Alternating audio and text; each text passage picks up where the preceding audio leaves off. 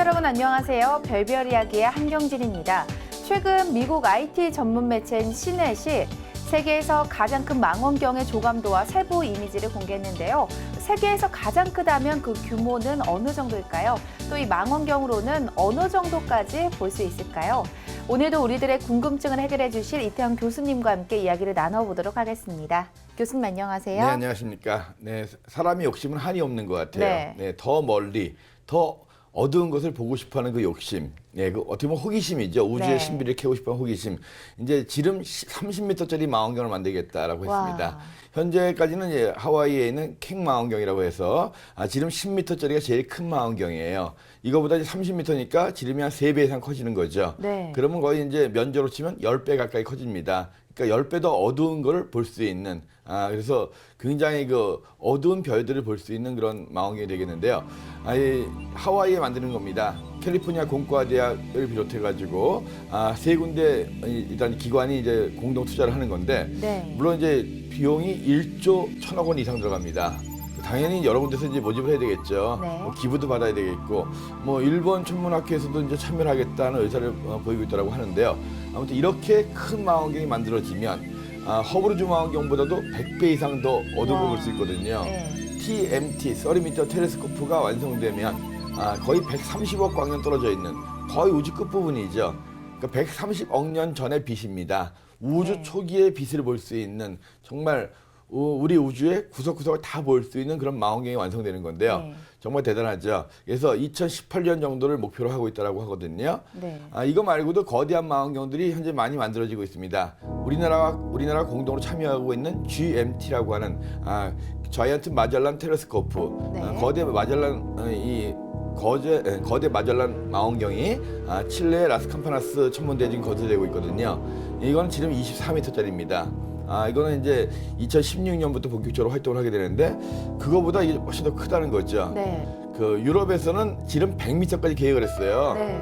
100m 엄청나죠. 근데 이제 예산적으로 도저히 안 되겠다 싶어가지고 유럽에서는 이제 39m로 이제 줄여서 계획을 하고 있는데 네. 아직 언제 어디에 설치할지 결정이 안 된 상황이고 현재가 결정된 거는 이번에 나왔던 TMT 30m짜리 망원경이 하와이에 선다는 게 가장 큰 네. 계획이고 2018년 완공 목표 1조 1천억 원의 예산이 되는데요.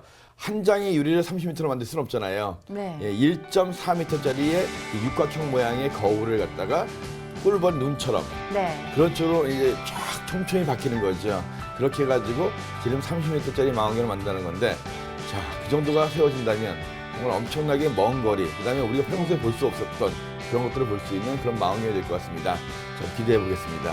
네, 그러니까 TMT가 지름이 30m의 그렇게 큰 거울로 해가지고 망원경을 만들어서 네, 거의 뭐 130억 광년, 거의 우주의 끝부분까지 볼 수 있게끔 해서 그 우주의 신비를 풀 수 있을 것 같은데요. 네네. 네, 너무나도 기대가 됩니다. 네. 네, 그럼 지난 한 주에는 어떤 일이 일어났을까요? 별별 뉴스 시작하겠습니다. 미국 항공우주국 나사가 2017년 시험 발사를 목표로 한창 개발 중인 사상 최대의 로켓 우주 발사 시스템의 윤곽을 공개했습니다. 이 로켓은 높이가 117m에 달하고 무게도 약 2,948톤에 이르는 것으로 알려졌습니다. 관계자들은 이 로켓이 화성으로 가는 길목에 중간 기지를 쏘아 올려 화성 유인 탐사의 첫 발을 내딛는 역할을 하게 되길 바라고 있습니다. 또 우주에 무언가를 보내는 규격 자체가 커지는 셈이라서 이 로켓으로 우주 탐사 계획에 새로운 지평을 열게 되길 기대하고 있습니다. 미국 항공우주국 나사가 한창 개발 중인 사상 최대 로켓의 윤곽을 공개했습니다. 과연 어떤 로켓이고 그 규모는 어느 정도일까요? 교수님 좀 자세히 설명 좀 해주시죠. 네, 이제 우리가 보통 로켓이라고 하고 이제 그 나사 쪽에서는 SLS라고 합니다. 네. 스페이스 론치 시스템, 그 우주 발사 시스템이죠. 그 위성이라든가 우주선을 우주 바깥으로 올리는 그런 네. 로켓인데요. 이번에 이제 공개된 게 높이가 117m. 무게가 3,000톤에 이릅니다. 와. 엄청나죠? 여태까지 인간이 개발했던 어느 로켓보다 네. 어느 그 발사체보다 큰 건데요. 네. 작년에 그 연말에 중국에서 달 탐사선 보낼 때 썼던 그 로켓보다 그 로켓의 높이가 50m였어요. 네. 그보다 2배 이상 큰 거죠. 네. 그리고 옛날에 아폴로 우주선을 쐈던 세턴 로켓보다도 훨씬 더 크고. 그래서 이 정도면 얼마나 많은 그 물체를 우주로 쏘아 올릴 수 있느냐. 네. 우주 왕복선 5대 정도를 올릴 수 있습니다. 한꺼번에. 아, 그 정도로 네, 큰 그래서 건가요? 우주 왕복선 5대 정도에 해당하는 130톤 정도의 무게까지도 우주에 올릴 수 있는 엄청난 양의 그런 로켓이죠. 그래서 이 로켓이 이제 2017년 정도에 시험 발사를 목표로 하고 있다고 하는데요. 이것이 이제 정말 개발돼 가지고 쏘아 올리면 거대한 우주 구조물들을 우주에서 직접 조립 안 하고 네. 여기서 130톤까지는 거의 조립해서 올릴 수 있는 그런 정도가 되겠죠.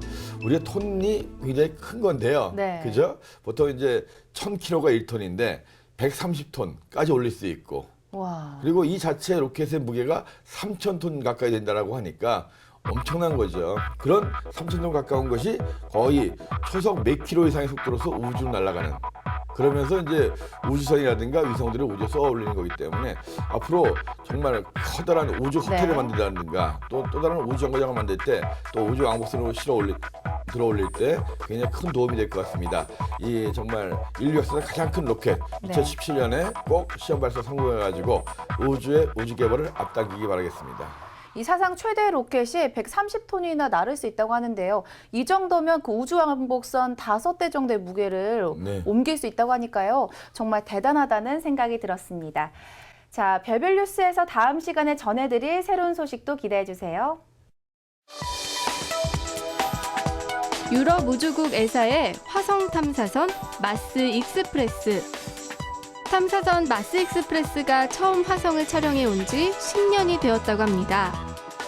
그래서 그동안 고해상도 스테레오 카메라로 촬영해 보내온 신기한 화성 표면 근접 촬영 이미지를 공개한 건데요. 지구의 그랜드 캐년 같은 협곡의 모습도 보이고요. 군데군데 크레이터의 모습도 보이죠. 왠지 물이 흘렀을 것 같은 흔적도 확인할 수 있는데요. 정말 초현실주의 그림 같은 모습이죠. 와, 정말 화성에 있는 협곡의 모습이 생생하게 보이는데요. 이 영상은 유럽 우주국의 화성 탐사선 마스 익스프레스가 보낸 영상입니다. 교수님, 영상이 너무나도 생생해서 제가 네네. 직접 가서 보고 있는 듯한 느낌까지 드는데요. 마치 이제 비행기 타고 위에서 내려다보는 것 같죠? 네. 2003년 6월에 발사된 유럽 우주국의 마스 익스프레스. 그러니까 10년 전에 처음으로 영상을 보내왔습니다. 네. 그 이제 10주년을 맞이해서 유럽 우주국에서 이 당시에 촬영했던 것들을 3D로 편집해가지고 보여준 거거든요. 히비스 차스마라는 협곡입니다. 우리나라, 그러니까 지구로 치면 거의 그랜드 캐년 같은 거예요. 아, 네. 길이가 310km가 넘고 그 깊이가 8km 이상 됩니다. 네. 그래서 300km면 거의 뭐 서울에서 대구 정도 되는 길이거든요. 네. 그 긴 대구 이상 되는 긴 길이에 8km 이상 파여 있는 그 협곡 위를 이 마스 익스프레스호가 날고 있는 거거든요. 네. 마스 익스프레스는 이 화성 표면에서부터 한 270km 정도 위에 떠 있거든요. 그 정도 떠가지고 날아가면서 쫙 3D로 촬영한 겁니다. 그 모습을 보고 있는데 와, 정말 대단하다. 하지만 내려갈 생각을 하지 마십시오. 내려가봤자 공기도 없고 네. 방사능이 오염되어 있는 곳입니다. 보기에는 굉장히 아름답고 멋있긴 하지만 네. 그랜드 캐년처럼 사람이 가서 직접 볼 수는 없고요.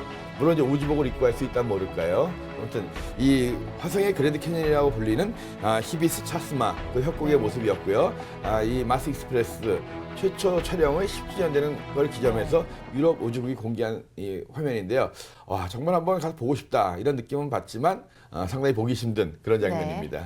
네, 정말 대단하다는 생각이 드는데요. 그 화성에 있는 협곡이 길이가 310km, 네. 또 깊이가 8km여가지고 정말 크잖아요. 네네. 참 웅장한데 그 모습을 보니까 너무나도 생생해서. 그렇죠. 네. 이게 바로 옆에서 본 것이 아니라 270km 이상 떨어진 네. 곳에서 본 것이 이렇게 생생하니까요. 실제로 내려가서 본다면 엄청나겠죠. 네, 근데 실제로 이렇게 가서 보지 않더라도 너무나도 생생해서 참 대단하다는 생각이 들었습니다. 네네. 와우 천문 영상, 다음 이 시간에는 어떤 신기한 영상이 우리의 마음을 사로잡을지 기대하세요.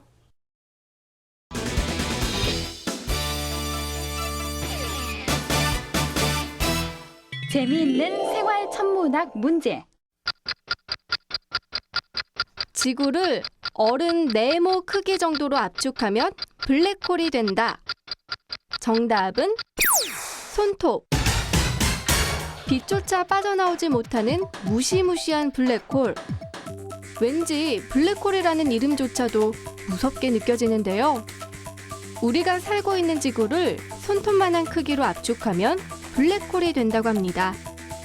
지구가 손톱만한 크기가 된다니 상상이 잘 안 가죠? 그럼 블랙홀에 대해서 자세히 알아볼까요? 이럴 때 우리가 힘차게 불러보는 이 말. 이태원 교수님, 궁금해요. 사실 우리는 지구의 크기가 어느 정도일지 가늠하는 것도 어렵죠. 그런데 이 어마어마하게 큰 지구가 손톱만한 크기로 줄어들 수 있다고 하는데요. 그런데 좀 상상이 잘 가지가 않아요. 네, 이 블랙홀이라고 하는 거 네. 상상이 안 돼요. 그러니까 태양보다 질량이 30배 이상 무거운 별들이 주로 수축해가지고 된 게 블랙홀이거든요. 네. 태양보다 30배 이상 되는 별들은 마지막 순간에 폭발을 합니다. 초신성이라고 하거든요. 네. 이 폭발을 한 다음에 남아있는 물질들, 보통 폭발하고 난 다음에 남아있는 물질들의 질량이 태양 질량의 한 3배 이상이 되면 그것이 수축해가지고 블랙홀이 되는데요. 이 블랙홀은 굉장히 빠르게 회전을 합니다. 그래서 그 반지름이 지구의 손톱만 정도, 1cm 정도가 되는 거죠. 네. 그래서 지름은 한 2cm 가까이 되는 거고요. 그래서 어른 손톱보다 조금 더 큰 정도의 크기가 됩니다. 근데 도저히 이게 상상이 안 되죠. 우리 21세기의 과학으로도 우리가 앉아있는 이 의자 같은 것들을 이렇게 조그맣게 축소할 수가 없잖아요. 네. 아무리 눌러도. 네. 근데 우리가 평소에 잘 못 느끼는 중력이라는 중력만을 가지고 지구를 손톱만 정도 크기로 만든다는 거 정말 블랙홀이 대단하겠죠. 네. 그래서 이 태양은 또 블랙홀이 될 수 없느냐? 태양은 될 수가 없는데 만약 태양을 블랙홀로 만든다면 그 반지름이 한 3km쯤 됩니다. 반지름이 한 3km 정도로 태양을 눌러버리면 블랙홀이 되긴 하지만 네. 그럴 힘이 없죠. 그리고 뭐 가끔가다 이런 얘기도 해요. 만약 이 순간에 태양이 블랙홀이 되면 어떡하느냐? 네. 뭐 그럴 일은 절대로 없고요. 만약 블랙홀이 정말 하나 되더라도 될 수 있는 확률은 0.1%도 없습니다만은 블랙홀이 되더라도 지구에 미치는 중력은 똑같습니다. 네. 그죠? 중력은 똑같기 때문에 그런 질량들이 좁은 공간에 밀집되어 가지고 블랙홀이 된 거거든요. 네. 따라서 태양이 블랙홀이 되더라도 지구에 미치는 중력은 큰 영향이 없기 때문에 지구는 그대로 태양을 돌 겁니다. 네. 다만 태양 옆에 가면 빨려들겠죠. 네. 하지만 그건 만화고요. SF고요. 네. 실제로 블랙홀이 되기 위해서는 태양보다 질량이 보통 30배 이상 되는 별들이 죽은 다음에 되는 겁니다. 네. 걱정하실 필요 없고요. 아무튼 우주의 가장 큰 신비 중에 하나 블랙홀, 뚱뚱한 별의 시체인데요. 태양보다 질량이 30배 이상 되는 별들이 죽은 다음에 되는 거고요. 지구를 블랙홀로 만들었을 때 그 지름이 거의 손톱만큼, 네. 그 반지름이 한 1cm 정도로 작아진다. 한 정도로 알아주시기 바랍니다. 네, 그러니까 블랙홀이 태양보다 뭐 30배 이상 무거운 별이 죽었을 때 네네. 나타나는 거고, 또 지구 같은 경우 블랙홀 때문에 이렇게 손톱만한 크기로도 줄어들 수 있다고 하니까 네. 정말 대단하다는 생각이 또 들었습니다. 만약에 지구가 블랙홀로 빠져든다면 네. 반지름이 한 1cm 정도로 줄어드는 네. 거죠. 근데 그럴 일은 없으니까 걱정을 하지 마세요. 그러니까 블랙홀이 얼마나 대단한지, 얼마나 작은지를 상상하기 위해서 비유한 네. 거고요. 그래서 비유하자면 지구, 지름 13,000km인 지구가 네. 이 반지름이 한 1cm 정도로 작아져야 된다. 비유한 겁니다. 그럴 네, 일 그러니까 없습니다. 뭐 지구던가 태양이던가 이렇게 블랙홀 때문에 이렇게 작아질 이유는 없는 거잖아요. 그렇죠. 예. 네, 알겠습니다. 이태영의 생활천문학, 다음 이 시간에는 어떤 재미난 주제로 여러분의 호기심을 채워줄지 기대하세요.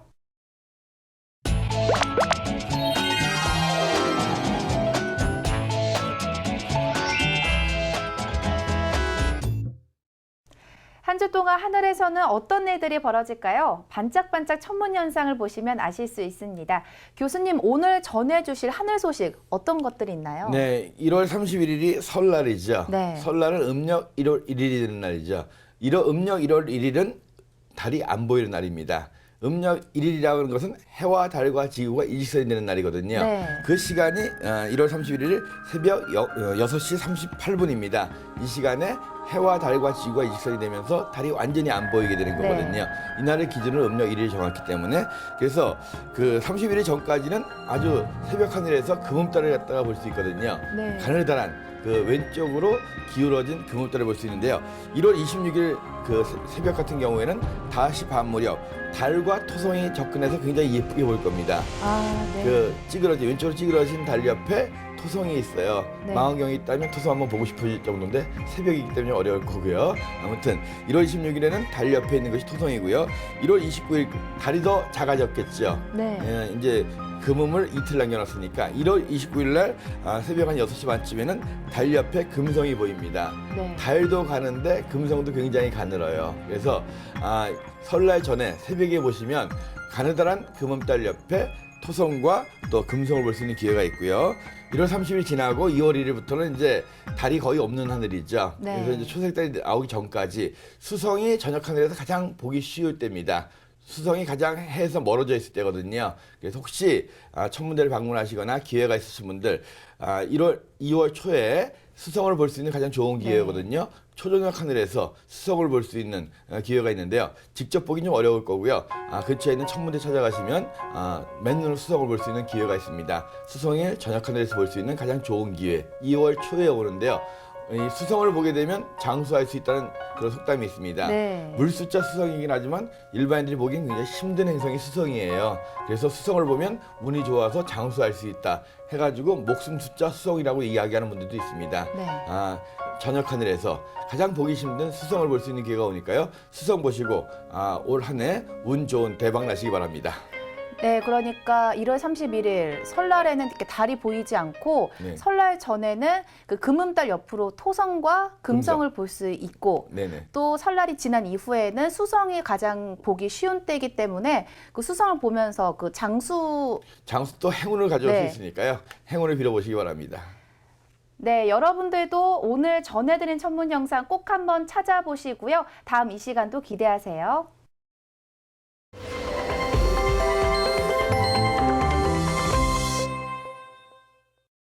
별별 이야기 오늘 소식은 아쉽지만 여기까지입니다. 다음 이 시간에도 다양하고 재미난 소식을 가득 준비해서 여러분을 찾아뵙도록 하겠습니다. 다음 주도 별별 이야기 채널 고정하세요.